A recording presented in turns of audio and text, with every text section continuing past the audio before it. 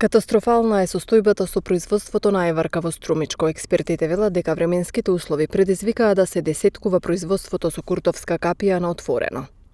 Јас можам слободно да кажам дека на отворено куртовска капија ќе биде не десеткувана, дали ќе имаме 20% од очекуваниот принос.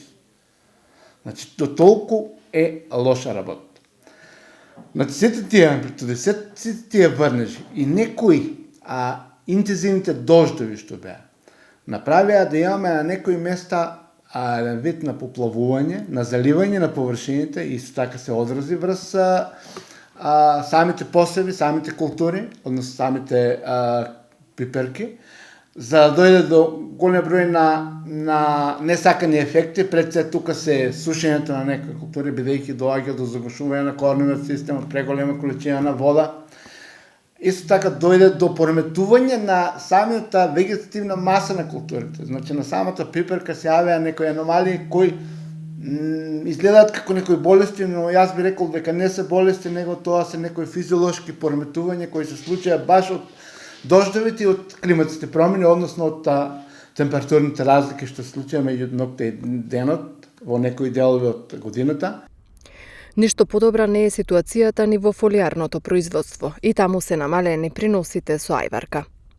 Но, исто така делови од годината кога имавме високи температури, тоа негативно се одрази врз оплодувањето на куртовска капија во заштитен простор. Во такви услови, полинаторите, значи тие се оплодувачите, пчели и други инсекти кои што оплодуваат, не се активни.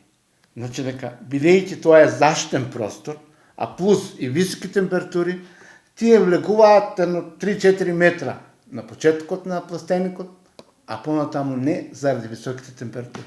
И затоа дојде до масовно слабо оплодување кај пиперка.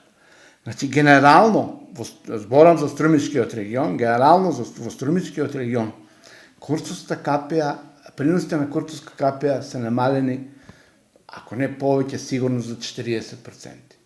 Значи, и приносот, но и квалитетот.